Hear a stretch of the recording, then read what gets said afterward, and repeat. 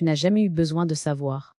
Il a prononcé cette phrase, sans élever la voix, presque avec douceur, comme on énonce une évidence trop longtemps retenue. Nous étions dans la salle à manger, un soir ordinaire, la table encore dressée, la fenêtre entr'ouverte sur un air tiède. Rien ne criait le drame. Et pourtant, à l'instant même où ces mots sont tombés, j'ai senti tout mon équilibre intérieur se fissurer, proprement, dit, sans éclat. Je me suis tue. Pas par habitude, pour une fois. Par sidération lucide. Parce que cette phrase n'était ni une excuse ni une défense. C'était une déclaration. Une certitude. Il affirmait, calmement, que mon ignorance avait toujours fait partie de l'ordre des choses. Et dans cette certitude tranquille, j'ai compris que ce que j'appelais notre mariage reposait sur une base que je n'avais jamais choisie. Je m'appelle Claire. J'ai 70 ans. Et pendant 30 ans, j'ai cru vivre dans une union solide, discrète, presque exemplaire. De l'extérieur, rien ne dépassait. Pas de cris, pas de scandale, pas de drame visible. Une vie rangée, respectée, que l'on citait parfois en exemple. J'y croyais moi aussi, parce que l'absence de bruit me semblait être la preuve d'une paix profonde. Ce soir, Allah, dans la salle à manger, sa phrase a fait voler en éclats cette illusion. Tu n'as jamais eu besoin de savoir. Il ne disait pas « je me suis trompé ». Il ne disait pas « je t'ai blessé ». Il disait « ton ignorance était normale ». Comme si je n'avais jamais été une partenaire, mais une spectatrice consentante d'une histoire écrite sans moi. Je l'ai regardé longuement. Son visage était calme. Aucun signe de panique. Aucune crainte de me perdre. Cette absence de peur m'a frappé plus que tout le reste. Elle disait combien il était certain de sa position, combien il croyait que le silence finirait, comme toujours, par refermer ce qui venait de s'ouvrir. Au début de notre mariage, je l'avais émis pour sa retenue. Il parlait peu, décidait beaucoup. Il disait que certaines choses étaient trop lourdes pour être partagées, qu'il préférait me protéger. À l'époque, ces mots m'avaient rassurée. Je confondais protection et mise à l'écart. J'appelais confiance ce qui n'était qu'un arrangement tacite. Très vite, une organisation s'est installée sans discussion. Réelle. Lui gérait ce qu'il appelait les choses importantes, les dossiers, les décisions, les engagements à long terme. Moi, je tenais la maison, les relations, les rythmes du quotidien. Je me sentais utile, indispensable même. Et cette utilité m'a longtemps fait taire. Les années ont passé sans heurts apparents. Une vie organisée, prévisible. Je disais souvent que nous avions trouvé notre équilibre. En réalité, j'avais appris à ne pas poser certaines questions, à ne pas insister, à accepter que des décisions soient prises sans moi, pour le bien commun, disait Aïl. Je croyais que l'amour adulte se nourrissait de discrétion et de renoncements silencieux. Ce soir, Allah, dans la salle à manger, tout cela s'est réorganisé brutalement. Sa phrase éclairait d'un jour cru des décennies de silence. Les projets abandonnés sans explication claire. Les décisions annoncées une fois déjà engagées. Les conversations interrompues quand j'entrais dans une pièce. Tout ce que j'avais rangé sous le mot harmonie revenait à la surface, dépouillé de sa justification. Tu comprends, a-il ajouté, comme pour adoucir ses mots. C'était plus simple ainsi. Plus simple pour qui? La question a traversé mon esprit sans franchir mes lèvres. Je n'avais plus besoin de la poser. La réponse était déjà là. Je me suis sentie étrangement calme. Pas de colère explosive. Pas de larmes. Une sensation plus profonde, plus grave. Comme si une pièce manquante venait enfin de s'emboîter. Je n'étais pas folle d'avoir parfois douté. Je n'étais pas ingrate d'avoir parfois ressenti un malaise diffus. J'avais simplement vécu dans une vérité incomplète. Il s'est levé pour débarrasser son assiette, comme si la conversation était terminée. Comme si sa phrase suffisait à refermer le sujet. Je l'ai regardé faire. Ce geste familier, précis, qui m'avait si longtemps rassuré. Et pour la première fois, je n'y ai vu ni stabilité ni solidité. J'y ai vu un contrôle tranquille. Quand il est sorti de la pièce, le silence est resté. Mais ce silence-là n'était plus celui que je connaissais. Il n'était plus lourd ni protecteur. Il était ouvert, incertain, presque neuf. Je suis restée seule à la table, les mains posées devant moi. Des souvenirs affluaient. désordonnées, des phrases entendues trop tard, des décisions prises ailleurs. Tout ce que j'avais accepté sans comprendre revenait, demandant enfin à être nommé. Je n'avais encore aucune preuve concrète, aucun document, aucun aveu détaillé. Mais je savais déjà l'essentiel. Si mon mariage reposait sur un mensonge de 30 ans, ce mensonge n'était pas un accident.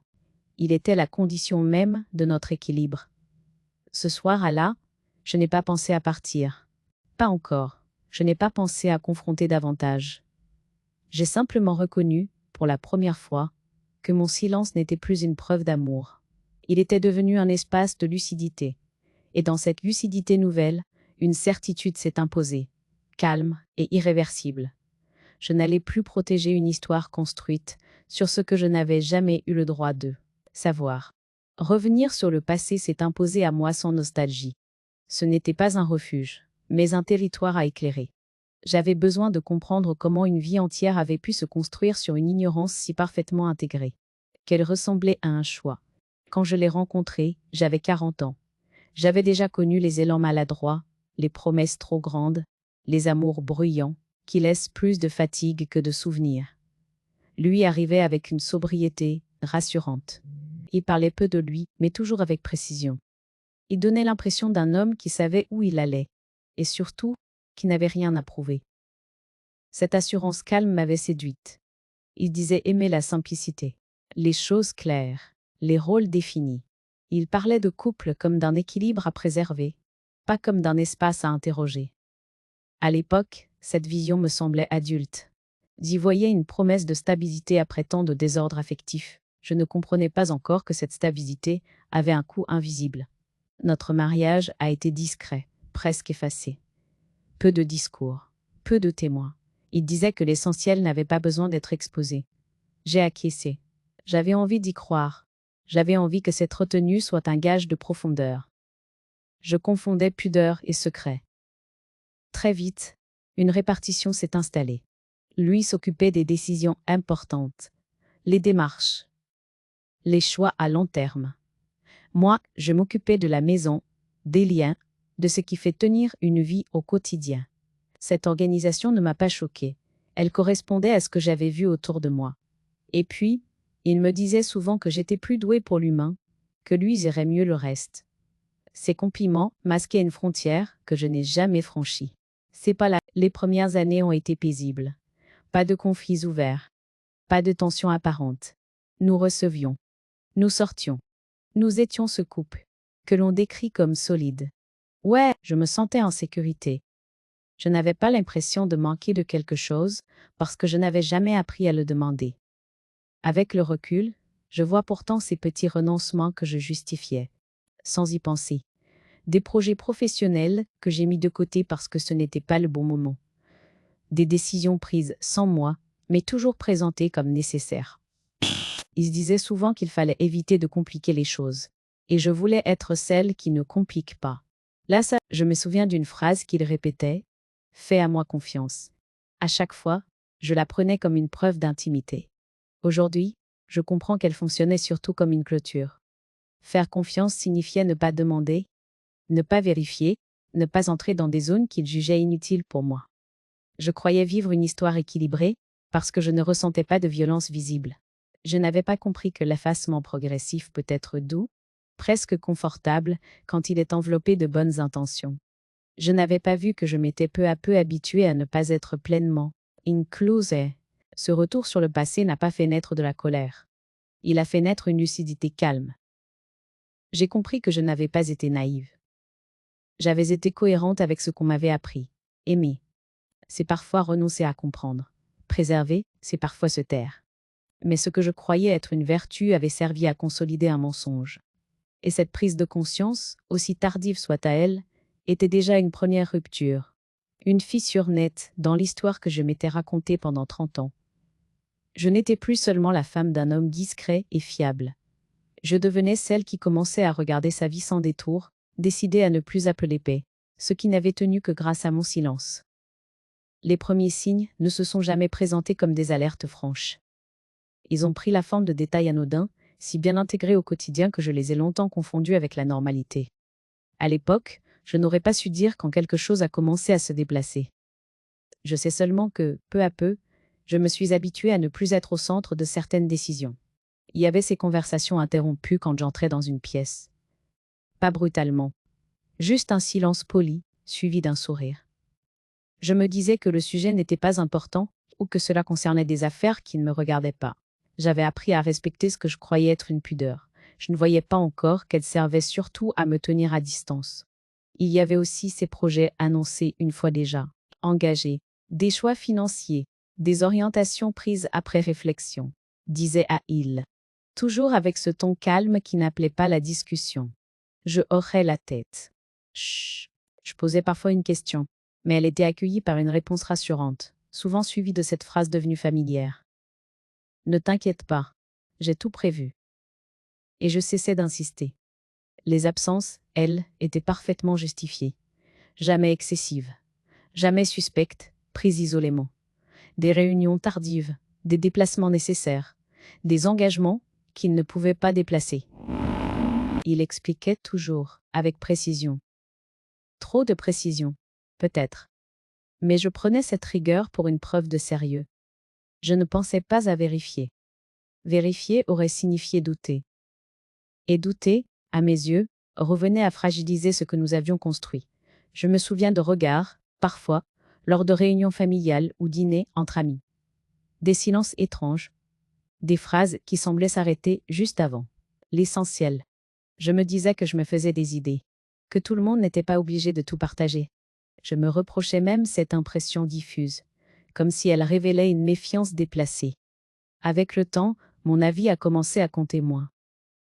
Pas officiellement. Il ne m'a jamais dit que je n'étais pas compétente. Au contraire. Il me félicitait pour ma capacité à maintenir l'harmonie, à arrondir les angles, à comprendre sans faire de vagues. Ces compliments m'enfermaient doucement dans un rôle précis. Celui de la femme raisonnable, celle qui ne remet pas en cause, celle qui facilite. Il y a eu aussi ces petites remarques, jamais frontales. Des plaisanteries sur ma sensibilité, sur ma tendance à trop réfléchir, toujours dites sur le ton de l'humour, parfois devant d'autres. Je riais avec lui. Je ne voulais pas être celle qui ne sait pas rire d'elle, à même. Mais, sans m'en rendre compte, j'ai commencé à douter de mes propres perceptions. Mon corps, lui, savait avant moi, une fatigue sourde, des réveils nocturnes sans raison apparente. Cette sensation persistante de vivre à côté de quelque chose d'essentiel, sans parvenir à le nommer. Je mettais cela sur le compte de l'âge, du temps qui passe, de l'usure normale, des longues histoires. Je refusais d'y voir un signal. Je continuais pourtant à dire que mon mariage était solide. Parce que rien ne s'effondrait. Parce que tout tenait encore. Je ne comprenais pas que cela tenait précisément parce que je me taisais. Parce que je faisais taire mes doutes avant qu'ils ne deviennent des questions. Les humiliations, quand elles se sont manifestées, étaient enveloppées de douceur. Une décision prise sans m'en parler, puis justifiée après coup. Une information jugée inutile, pour moi. Toujours sous couvert de protection. Toujours avec cette idée que c'était pour mon bien. Et moi, je remerciais presque. Je croyais que l'amour durable demandait de la souplesse. Une capacité à renoncer à tout comprendre. Je ne voyais pas que je renonçais surtout à être pleinement incluse. Ce que j'appelais confiance ressemblait de plus en plus à une mise à l'écart organisée. Avec le recul, je comprends que ces petits silences, ces absences expliquées, ces décisions unilatérales n'étaient pas des maladresses. Ils formaient un ensemble cohérent, une structure invisible, patiemment construite, où mon rôle était de maintenir l'équilibre sans jamais en interroger les fondations. Je n'avais pas encore découvert la vérité. Je n'avais encore aucune preuve tangible. Mais, déjà, quelque chose en moi cessait de s'endormir. Et ce réveil discret préparait, sans que je le sache encore, la fin d'un mensonge qui avait trop longtemps porté le nom de paix. La révélation n'est pas arrivée dans un éclat spectaculaire. Elle s'est glissée dans une journée ordinaire, presque anodine, comme si la vérité avait attendu que je baisse la garde pour se montrer sans détour. Ce matin-là, il était parti tôt, laissant derrière lui cette impression familière de calme maîtrisé. Rien ne signalait que quelque chose allait basculer. Je rangeais un placard du bureau, un de ces gestes mécaniques que l'on fait pour remettre de l'ordre dans ce qui déborde. Je n'avais aucune intention particulière. Je ne cherchais rien. Et pourtant, au fond d'une chemise cartonnée que je n'avais jamais ouverte, j'ai trouvé un document jauni par le temps. Officiel. Daté. Clair. Mon nom figurait en bas de la page, à côté d'une mention administrative précise. Mais il manquait l'essentiel, ma signature. Mais je me suis assise. J'ai relu lentement, puis une seconde fois, puis encore. Il s'agissait d'une décision prise 30 ans plus tôt, engageant notre avenir commun. Une décision irréversible. Tout y était. La date, les références, les conséquences. Tout, sauf mon consentement. À cet instant, je n'ai pas ressenti de colère. J'ai ressenti quelque chose de plus profond, plus grave. Une certitude froide. Ce papier n'était pas une anomalie. Il était la clé qui manquait à tant de souvenirs flous. Les projets abandonnés sans explication. Les opportunités reportées indéfiniment. Les choix déjà faits quand j'étais informée.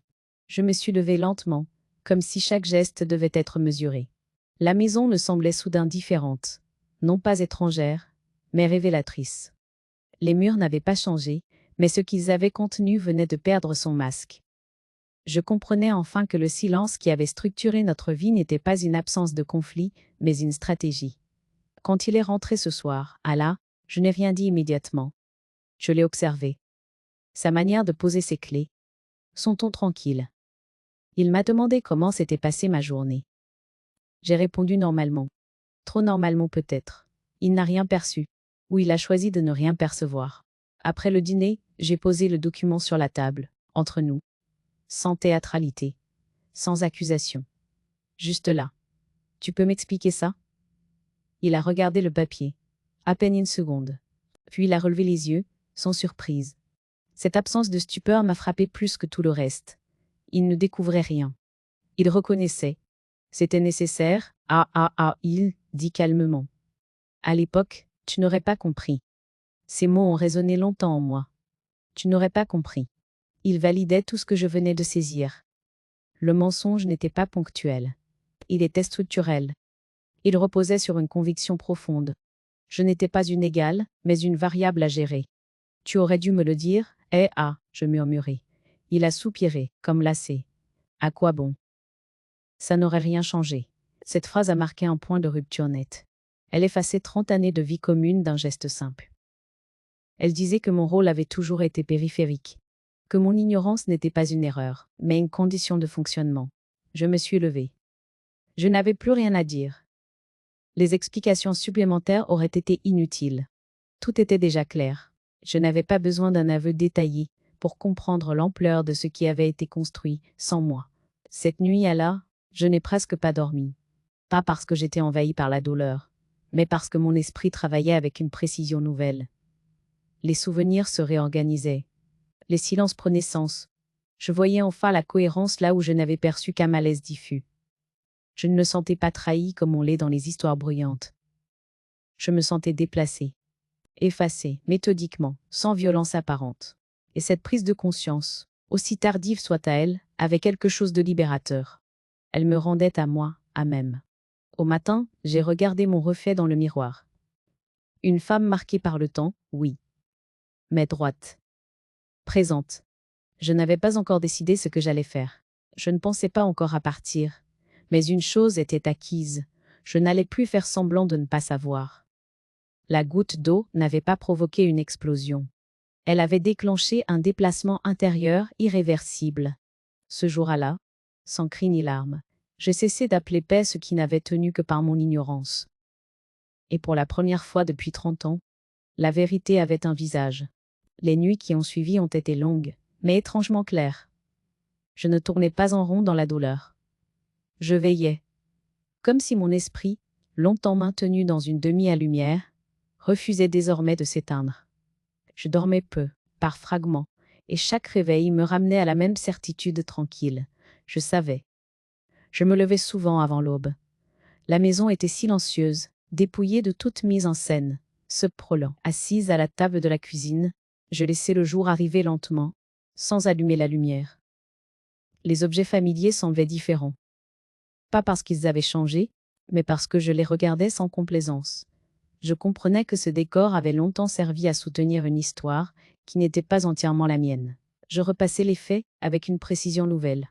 Le document, la date, les mots qu'il avait prononcés sans trembler. Tu n'aurais pas compris. À quoi bon? Ces phrases revenaient, non pour me blesser, mais pour s'inscrire enfin à leur juste place. Elles n'étaient plus des armes. Elles devenaient des indices. Elles confirmaient que le mensonge n'était pas un dérapage, mais une méthode. Je me suis interrogée sur moi-même, pas pour me juger, mais pour comprendre. Comment avais-je pu accepter cela si longtemps? La réponse ne m'a pas humiliée. Elle m'a éclairée. J'avais cru que l'amour mature exigeait de la retenue, que préserver une relation passait parfois par le silence. J'avais confondu loyauté et effacement, et cette confusion m'avait été présentée comme une vertu. Je priais parfois, en silence, pas pour qu'il change, pas pour qu'il avoue davantage. Je priais pour rester droite, pour ne pas transformer cette lucidité tardive en chaos intérieur. Je ne voulais ni vengeance bruyante, ni réparation spectaculaire. Je voulais une sortie juste, une issue qui ne me fasse pas perdre ce que j'avais mis toute une vie à construire. Ma dignité. À côté de moi, il semblait inquiet sans le dire. Je percevais ses réveils nocturnes, ses déplacements discrets dans la maison. Il sentait que quelque chose avait changé. Et pour la première fois, cette incertitude ne pesait plus sur moi. Elle ne m'appartenait plus. Je n'étais plus responsable de l'équilibre. Je n'ai posé aucune nouvelle question. Les réponses auraient été inutiles. Elles auraient tenté de réorganiser le récit à son avantage. Je ne cherchais plus la vérité dans ces mots. Je la cherchais dans ce qui avait déjà été posé devant moi, dans les faits, dans leur cohérence implacable. J'ai commencé à noter. Pas par obsession, mais par clarté. Un carnet simple. J'y écrivais ce que je savais. Les dates, les décisions prises sans moi, les conséquences concrètes. Mettre ces éléments noirs sur blanc m'a apporté un calme inattendu. Je ne rassemblais pas des reproches. Je rassemblais ma réalité. Je me suis aussi demandé ce que je voulais, réellement. Pas ce que l'on attendait de moi. Pas ce qui préserverait les apparences. Ce que je voulais. Moi. La réponse est venue lentement, puis s'est imposée avec évidence. Je voulais cesser d'être la femme à qui l'on cache des choses pour son bien. Je voulais redevenir un sujet, pas un paramètre. Cette décision intérieure n'a pas provoqué de tempête. Assis comme elle a installé un calme ferme. Je n'avais pas encore de plan précis. Je ne pensais pas encore aux démarches concrètes. Mais j'avais cessé d'espérer une réparation venant de l'extérieur. Et ce renoncement m'a rendu libre. Un matin, en refermant le carnet, j'ai écrit une phrase simple, presque sèche. Ne plus douter de ce que je vois. Cette phrase est devenue mon point d'ancrage. Le silence que j'avais gardé pendant tant d'années cessait d'être une habitude et devenait un choix. Un silence orienté, lucide, prêt à soutenir l'action. Je n'étais plus dans l'attente. Je n'étais plus dans la peur. Je me tenais à l'orée d'un passage décisif. Le moment où l'on cesse de se taire pour préserver une histoire et où l'on commence à se taire pour préparer sa propre sortie. La préparation n'a pas commencé par une rupture visible. Elle s'est installée doucement, comme une discipline nouvelle, presque invisible. À l'extérieur, rien ne changeait. Les repas étaient pris aux mêmes heures. Les phrases échangées restaient courtoises. Mais à l'intérieur, tout se réorganisait avec une précision que je ne me connaissais pas. Je savais que je ne pouvais plus agir dans l'émotion. 30 années de silence ne se réparent pas par un geste brusque. J'avais besoin de clarté, de cadre, de règles qui ne dépendent ni de son humeur, ni de la mienne. Et j'ai pris un premier rendez-vous loin de nos habitudes, dans un endroit où personne ne me connaissait. Je n'ai pas raconté mon histoire. J'ai exposé des faits, des dates, un document, signé sans moi. Les conséquences possibles. La personne en face de moi a écouté sans m'interrompre, puis a posé une question simple. Avez-vous donné votre accord? Cette question a tout résumé. Non. Je ne l'avais jamais donné. Et ce non, formulé à voix haute pour la première fois, m'a redressé. Il ne s'agissait plus d'un malaise intime, mais d'un cadre clair. On m'a expliqué ce que je pouvais faire, comment, et surtout dans quel ordre. Rien de spectaculaire. De la méthode. De la patience. La loi n'aime pas le bruit. Elle aime la précision. Ensuite, j'ai commencé à rassembler ce qui m'appartenait. Des copies, des relevés, des traces. Pas pour attaquer, mais pour comprendre l'étendue de ce qui avait été décidé sans moi. Chaque document ajoutait une couche de réalité. Ce n'était pas douloureux. C'était stabilisant. La vérité, quand elle est structurée, cesse d'être une menace. Je suis allée à la banque un matin ordinaire. J'ai demandé des informations. J'ai posé des questions claires, sans me justifier. J'ai ouvert un compte à mon nom. Un geste simple, presque administratif, mais chargé d'un sens immense. En signant, j'ai senti quelque chose se déplacer définitivement. Pour la première fois depuis longtemps, une décision ne servait qu'à me représenter. À la maison, il continuait à parler comme avant. Il évoquait l'avenir, les projets, comme si la conversation de l'autre soir n'avait été qu'une parenthèse. Je l'écoutais avec une distance nouvelle. Ces mots n'avaient plus la capacité d'organiser mon monde.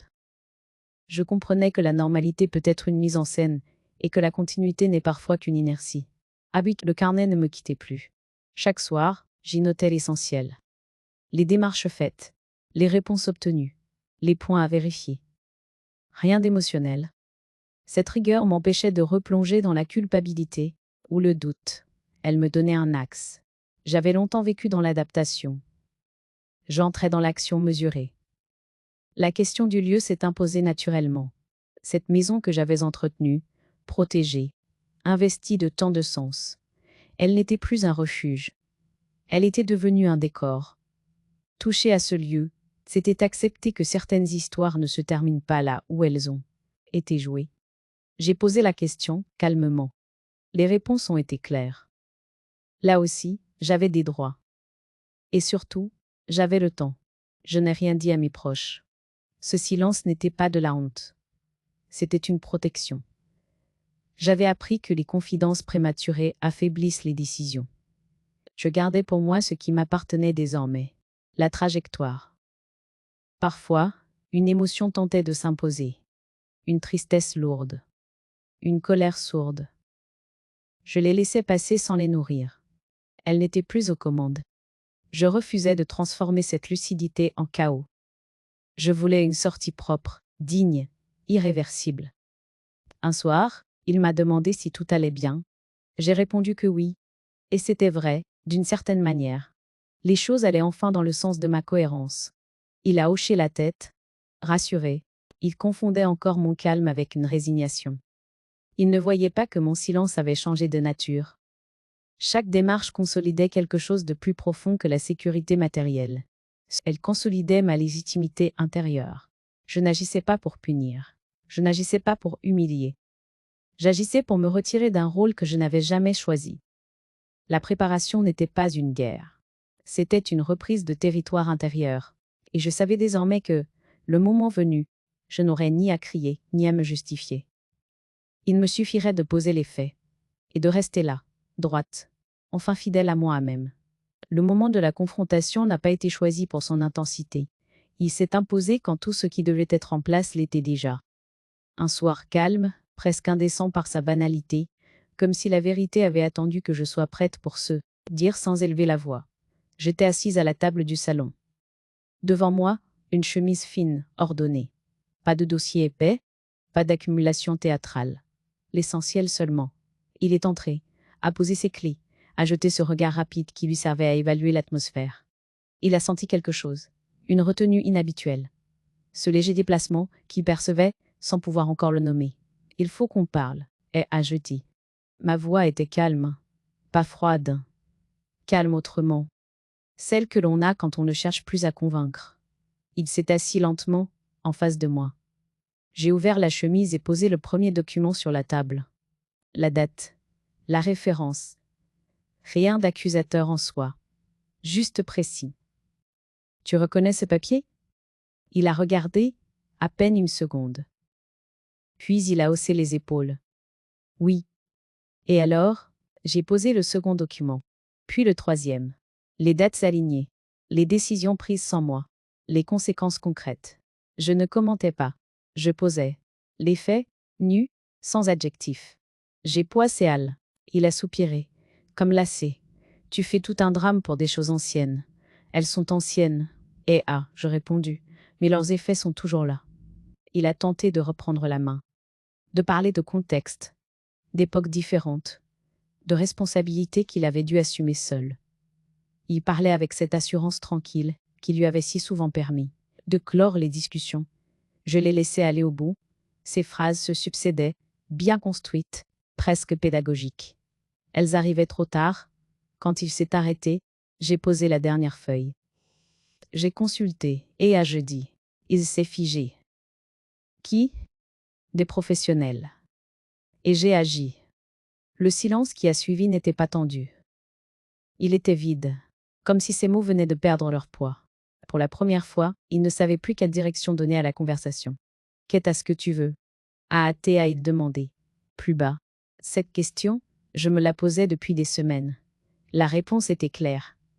Je veux que ce qui me concerne ne soit plus décidé sans moi. Je veux sortir de ce rôle où je soutiens, pendant que tu décides, ailleurs. Il a froncé les sourcils.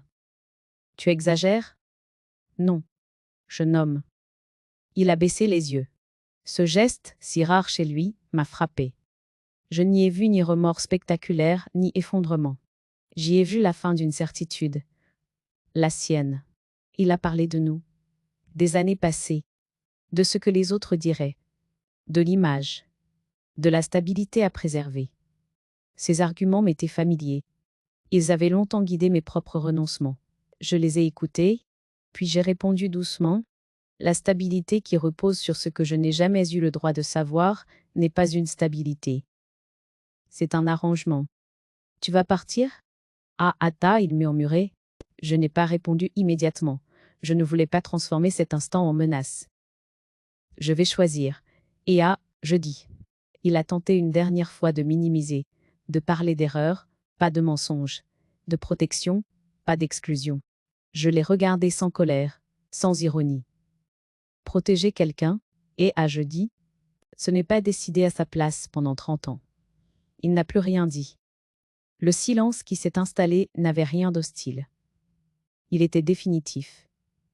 Comme une ligne que l'on trace après trop longtemps, à contourner. Je me suis levée. Il n'a pas essayé de me retenir. La confrontation n'avait rien de spectaculaire. Elle avait cette clarté nue qui ne laisse plus de place au déni. J'avais posé les faits. J'avais nommé. Et je n'attendais plus ni approbation, ni réparation. Ce soir, je n'ai pas ressenti de triomphe. Je n'ai ressenti qu'un calme ferme, celui qui suit les décisions prises, sans violence. Celui qui naît quand on cesse enfin de porter ce qui ne nous appartient pas. Je n'avais pas crié, je n'avais pas supplié, je n'avais pas cherché à humilier. J'avais simplement cessé de me taire.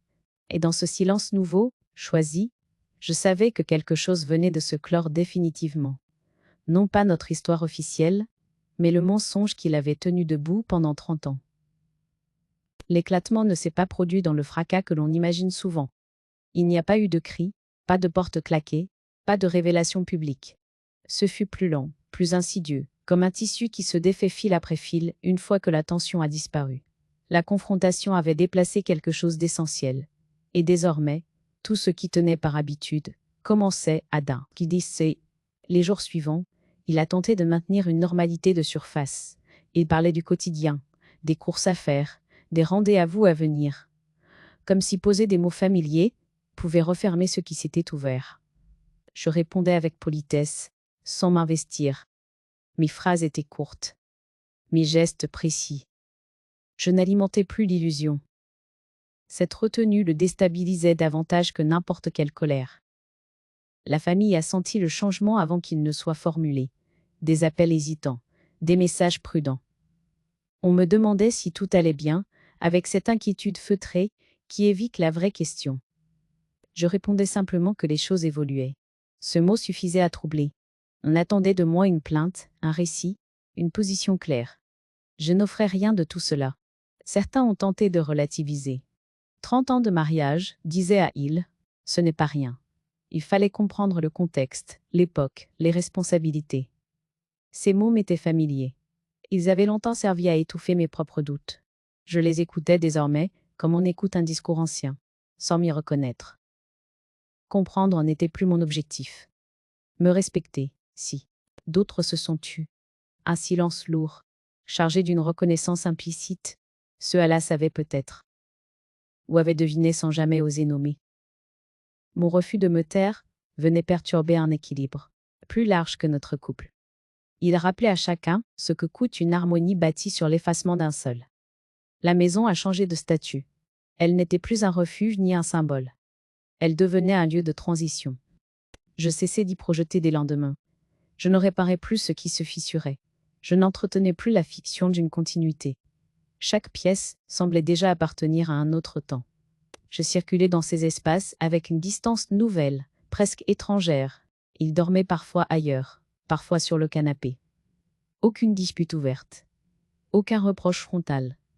Une séparation diffuse s'installait, irréversible, sans bruit. Les décisions prises sans moi, 30 ans plus tôt, commençaient à produire leurs effets. Des questions surgissaient. Des incohérences apparaissaient.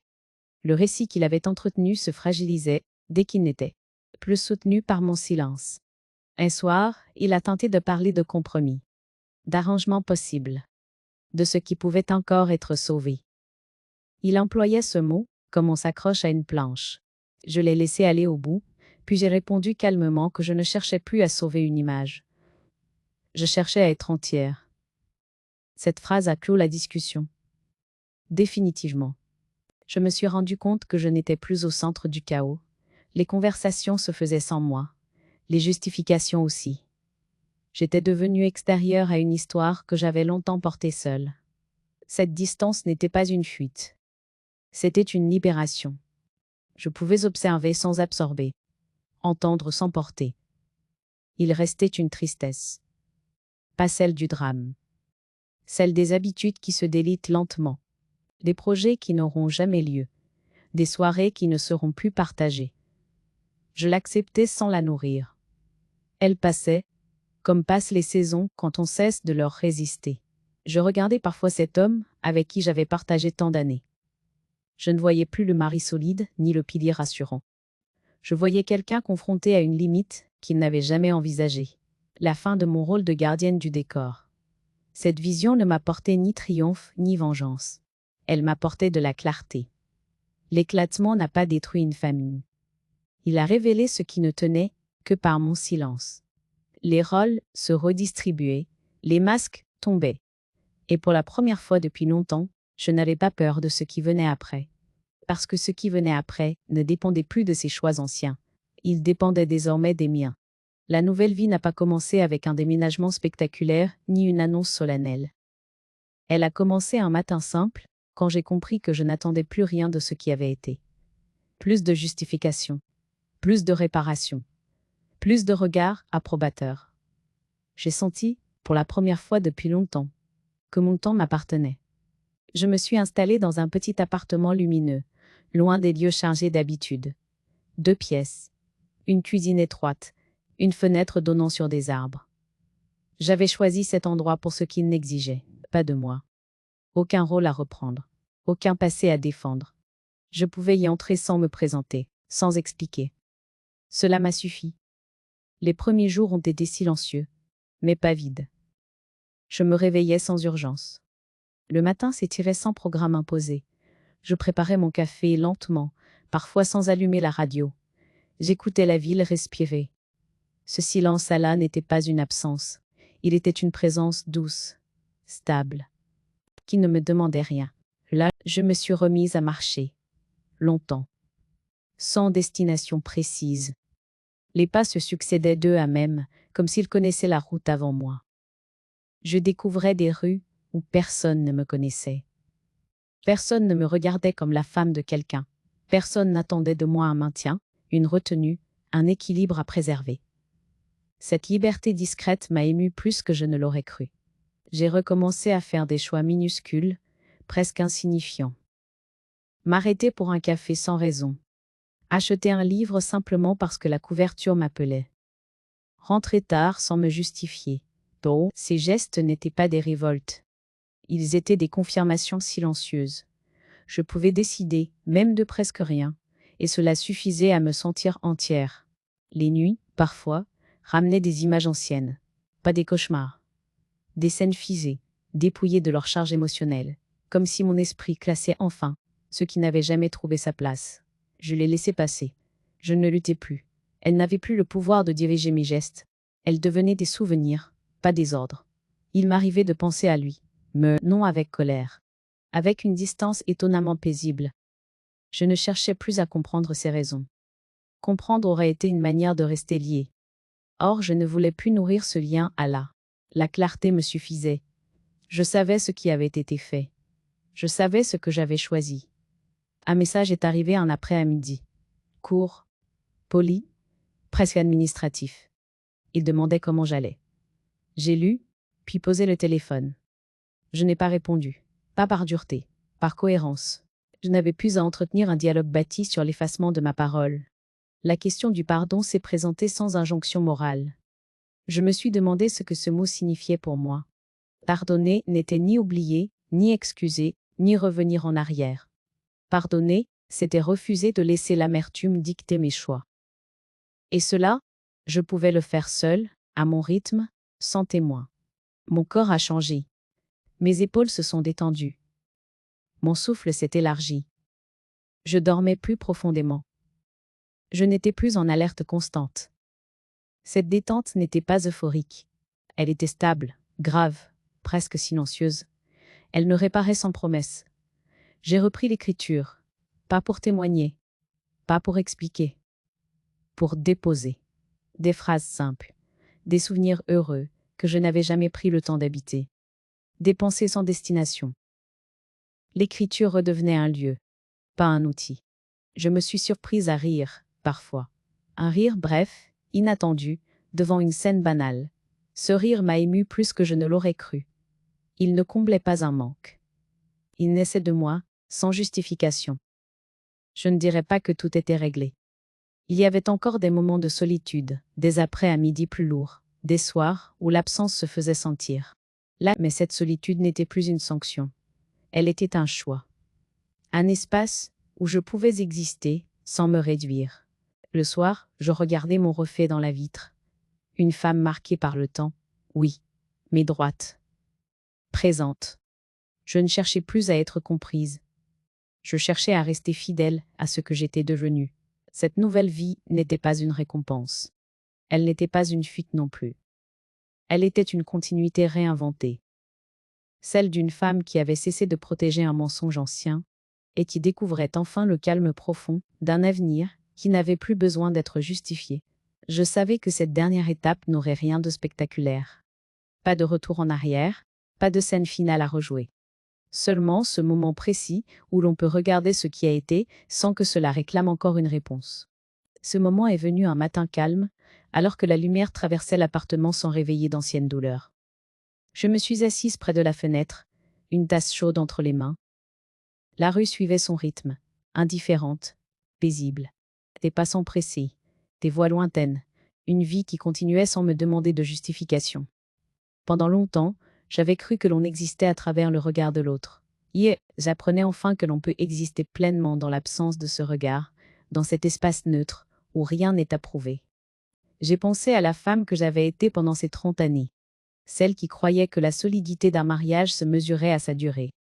Celle qui appelait paix ce qui n'était souvent qu'un arrangement silencieux. Ah, je n'éprouvais aucune colère envers elle. Elle avait fait ce qu'elle pouvait, avec les outils qu'on lui avait donnés. Elle avait tenu, parfois, au prix de sa propre voix. Et tenir si longtemps sans se briser complètement est déjà une forme de courage. Puis j'ai pensé à celle que je devenais. Moins pressée, plus attentive à ce qui se joue derrière les mots, j'avais compris que la vérité n'a pas besoin d'être criée pour être ferme, qu'elle peut s'installer doucement, comme une limite claire que l'on cesse enfin de franchir. J'avais compris aussi que la paix n'est pas l'absence de conflit, mais l'accord profond avec ce que l'on refuse désormais d'accepter. Je me suis interrogée sur le sens de la réparation. On parle souvent de tourner la page, de reconstruire, de pardonner. Mais certaines histoires ne demandent pas à être réparées.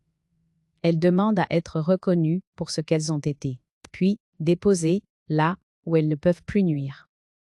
Je n'avais pas besoin d'aveu tardif, ni d'excuses partielles. J'avais besoin de cohérence. Et cette cohérence, je l'avais trouvée en cessant d'attendre. il restait une mélancolie, discrète. Celle des années vécues à côté d'une vérité qui m'aurait permis de choisir autrement. Celle des projets bâtis sur une base fausse. Cette mélancolie n'était plus une blessure vive. Elle était devenue une ligne fine, intégrée, qui me rappelait le prix de ce que j'avais accepté trop longtemps. Je la portais sans la nourrir. Elle appartenait à mon histoire, pas à mon avenir. La liberté tardive a aussi son poids.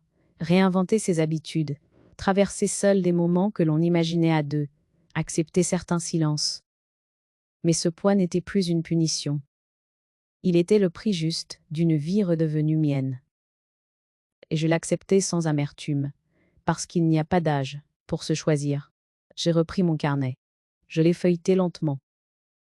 Les premières pages portaient encore la trace de mes nuits d'insomnie, de cette lucidité douloureuse qui cherchait une issue.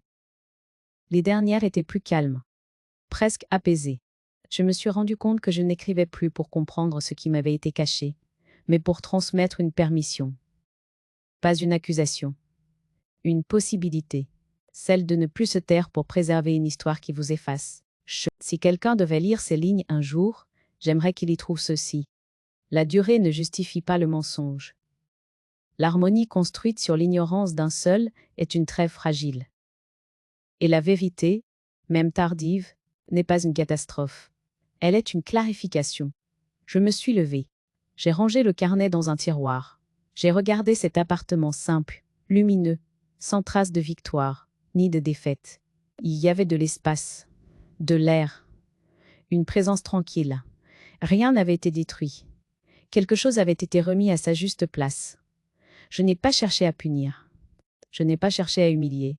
Je n'ai pas cherché à être reconnue comme une victime. J'ai simplement cessé de protéger une histoire construite sur mon ignorance. Et aujourd'hui, dans ce calme que je n'avais jamais connu, je peux enfin le dire, sans trembler, comme un message, adressé à celles et ceux qui se taisent trop longtemps.